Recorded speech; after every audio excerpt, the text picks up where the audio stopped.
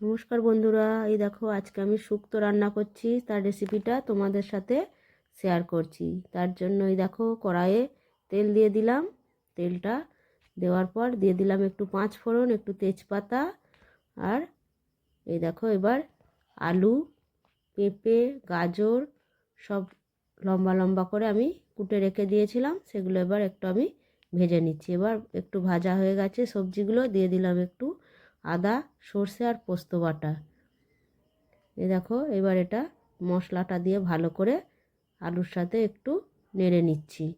এই দেখো মশলাটা দিয়ে আলুর সাথে নেড়ে নেওয়ার পর এটা আমি জল দিয়ে দেব।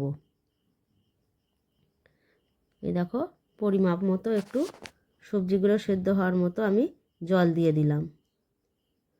এবার জলটা দিয়ে ভালো করে একটু নেড়ে দিলাম।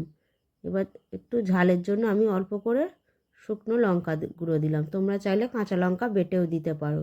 দিয়ে দিলাম স্বাদ অনুযায়ী নুন।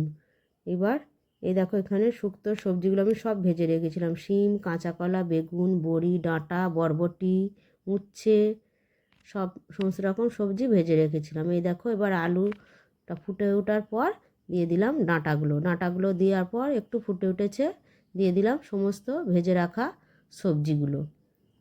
এই দেখো সবজিগুলো দেওয়ার পর এখানে আমার আরেকটু জলের প্রয়োজন আছে। এবার আমি আরেকটু নেড়ে নিয়ে একটু জল দিয়ে দেব।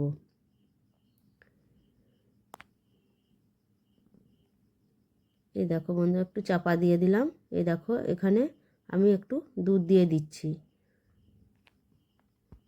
একটু অল্প করে দুধ দিয়ে দিলাম। এবার দুধটা দিয়ে ভালো করে নেড়ে দিলাম। এবার এই দেখো শুক্তোটা আমাদের একদম রেডি হয়ে গেছে। এবার নামানোর আগে একটু চিনি দিয়ে দিলাম উচ্ছেগুলো, আর দিয়ে দেব ঘি। এই দেখো উচ্ছেগুলো দিয়ে সামান্য একটু ফুটে ওঠার পরে ঘিটা দিয়ে দিলাম। আমাদের আজকে শুক্তো রান্না একদম রেডি।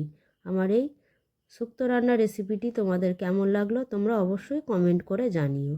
এই দেখো এবার নামানোর আগে দিয়ে দিলাম ভাজা মশলা, এখানে আছে রাঁধুনি আর মৌরি ভাজা।